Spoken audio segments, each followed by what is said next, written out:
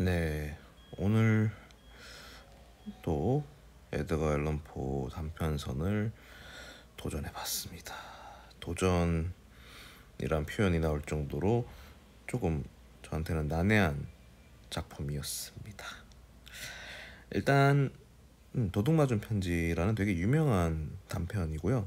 아마 검은 고양이 다음으로 유명하고, 저도 예전에 이거 보니까 읽었던 기억이 나네요. 그때도 어려워서 아마 해석 보고 읽은 척 했던 것 같은 기억이 거의 없긴 한데 아마 그랬을 겁니다. 제가 했던 행태를 보면 알 수 있을 만한 난이도였습니다. 딱 읽었다고 하기 어려울 정도의, 저한테는 그런 수준의 이제 단편이었고요. 아무튼 시작해 보겠습니다. 일단 내용은 뭐 그렇게, 뭐 서사 자체는 뭐 요약을 하자면 이 주인공과 또 디팽이라는 인물, 탐정이죠. 경찰국장 G, 이 세 사람의 이야기로 시작됩니다.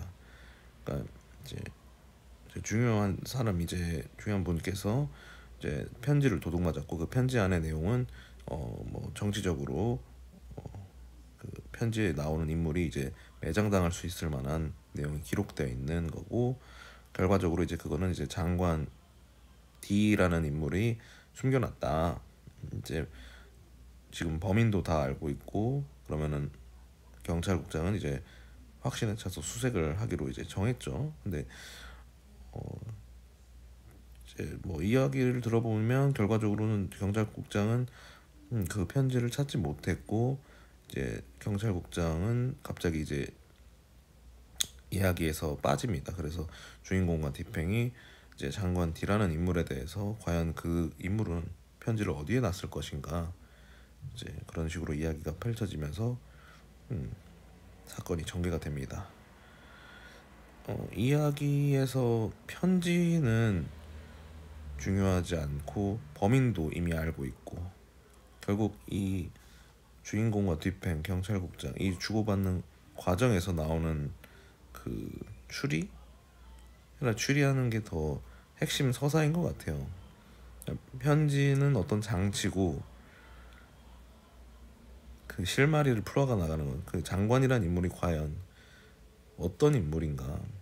경찰국장은 여기서, 장관은 그냥 별거 없다, 그는 시인 같은 사람이다, 약간 시인을, 그러니까 경찰국장은 약간 바보 같은 사람들이다라고 평을 하는 거죠. 그러니까 장관은 단순하니까 어딘가에 숨겨놨을 건데 뻔하다 했는데 못 찾으니까, 주인공과 뒷팽은 서로 대화 속에서 장관은 생각보다 호락호락한 인물이 아닐 것이다, 이런 추리를 이어나가면서 이야기가 전개가 됩니다.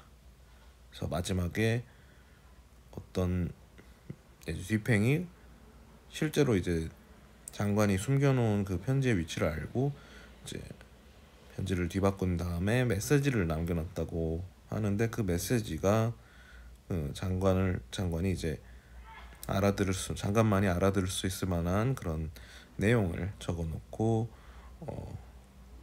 마무리했다는 식으로 이제 결말이 나는데, 사실 이것도 해석을 보고 대충 끼워 맞춘 거긴 해요. 그러니까 처음에 읽었을 때는 뭔 내용인지도 모르겠고, 이게 편지는 중요한 것이 아니고 이들이 말하는 거는 결국 무엇을 위한 토론인지, 장관이라는 범인을 깔보기 위한 것인지, 진짜 막 분석해나가는 과정이 좀 저는 그냥 난해하다. 그래서 이건 해석을 안 보면은 모르겠다. 그래서 처음에 한번 읽고 뭔 말인지 모르다가 두 번째쯤 읽었을 때 분명히 좀 심도 있게 해석하더라고요. 뭔가 그 숨겨진 장소에 대해서 추리해 나가는 과정이. 그래서 결국 이제 편지의 위치를 파악해냈고, 거기에 이제 어떻게 보면 장관에게 메시지를 던지죠. 그 메시지는 전혀 알 수 없는 내용이니까 저는 처음에, 그래서 그걸 해석하는 데에서도 막 논문도 있다고 하더라고요. 근데 그것까지 설명할 필요는 없을 것 같고, 하여튼 전체적으로 결말에서 이제 마무리 짓는 과정에서 편지의 위치를 알아낸 그 뒤팽이라는 인물의 행동을 떠나서 처음부터 끝까지 어떻게 보면은 이미